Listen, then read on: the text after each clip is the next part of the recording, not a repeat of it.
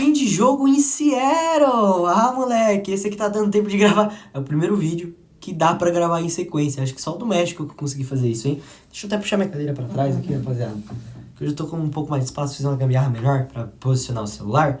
Mas vamos lá, os Estados Unidos acabou de bater eu ia falar México. Acabou de bater a Austrália por 2-0, né? O grupo D, que é o grupo pós-Brasil, né? E, cara, olho nessa seleção dos Estados Unidos, cara. Que seleção bem treinada, encaixada e entrosada tem Maurício Pochettino. Cara, e de novo eu venho aqui elogiar os caras, né? É absurdo o que esses caras conseguem fazer e têm feito nessa Copa do Mundo. É mais uma vitória que é convincente e dá mais ainda a confiança para os jogadores que jogam dentro de casa. E aí, de novo, o México, que dessa vez por mais que tenha jogado bem, né? Mas não convence muito em campo.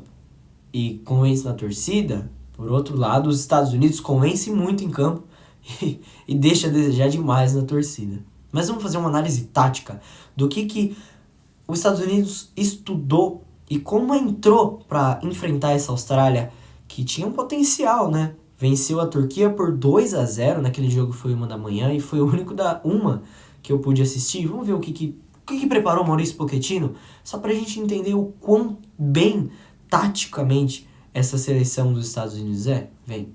E antes de tudo, mais uma vez eu tenho que começar falando sobre o papel tático que tem McCain e Tyler Adams, os dois volantes dos Estados Unidos. Os Estados Unidos que joga com alas, né, uma linha de 3 zagueiros e, 5, né? São 5. Tô tentando fazer a conta aqui de uma vez. 5 jogadores no meio de campo e 2 atacantes, né? Por que eu falo atacantes em aspas? Porque é um time que não tem problema em deixar a Balogun sozinho e pisar esse cara que geralmente é o Pulisic aqui na esquerda e jogar o Serginho Dest, que é o ala direita, aqui no ataque, né? Invertendo, para também liberar o McCain para jogar aqui na direita. Enfim, é um time que é muito bem treinado, gente. É muito prazeroso assistir esses caras jogarem e que, na última ocasião, enfrentando o Paraguai, na época, tinha sido o melhor jogo da Copa do Mundo e que foi uma atuação que, particularmente, eu não esperava. Não vou falar que ninguém espera, mas eu não esperava, cara, que fosse enfrentar um Paraguai, uma seleção de bloco baixo, né? Por mais que sejam donos da casa, se dependesse da torcida não ia pra frente, tá? Mas que não é um país que leva o esporte tão a sério quanto leva outros esportes, né? A gente tem muito essa impressão. E a gente critica muito, porque eu acho que nós, como país do futebol, olhamos um país que não respeita o futebol da forma como deve ser respeitado no Brasil, a gente acaba desdenhando, né? De posturas e, enfim, declarações, falas, modos de jogar, porque nunca foi uma seleção significantemente importante para o esporte. Só que chega na Copa do Mundo e surpreende, e joga mais bola do que seleções que, na teoria, são tão significantes quanto os Estados Unidos, né? E nessa Copa eles vêm para provar exatamente o contrário, né? Eles demonstram uma seriedade absurda, um foco impressionante e uma confiança gigantesca. Claro que muito mérito, eu vou colocar mérito de novo nas costas de Maurício Pochettino, que faz esse time dos Estados Unidos, sim, se tornar uma máquina.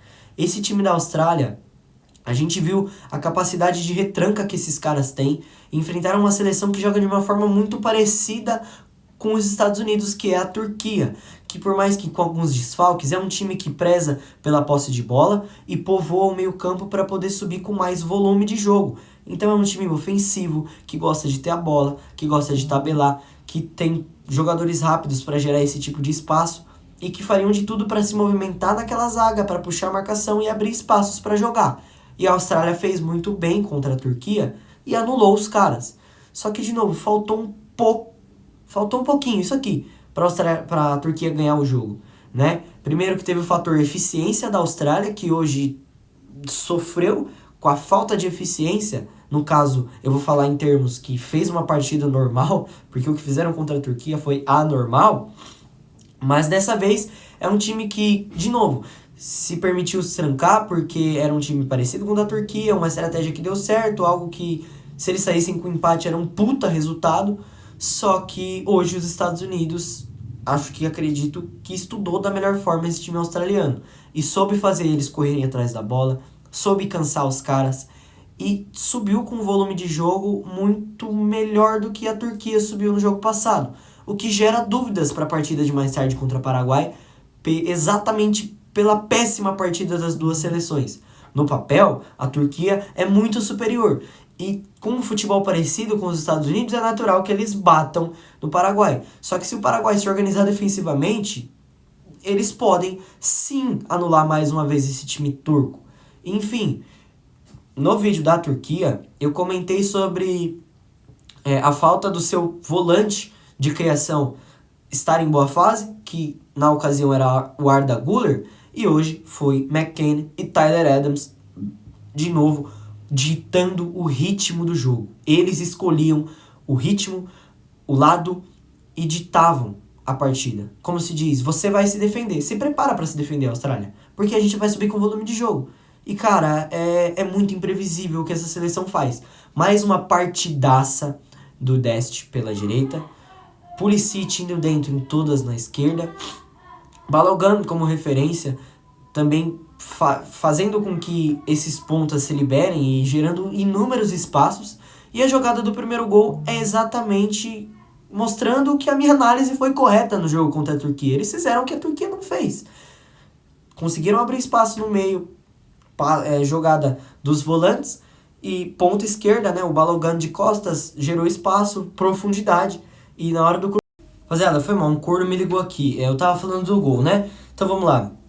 E gerou esse espaço, e justamente assim como o gol que saiu contra o Paraguai, dessa vez os Estados Unidos chega pela esquerda e na hora do cruzamento a bola desvia na zaga australiana, que mandou contra o próprio patrimônio. Os Estados Unidos, que não tem porra nenhuma a ver com isso, começa o jogo na frente mais uma vez com um gol contra, porque gerou profundidade antes de qualquer previsão do time adversário e saiu na frente, né? E eu acredito que esse gol, assim como contra o Paraguai, cedo, sendo contra principalmente, desestabilizou a base e tudo que tinha planejado para a partida.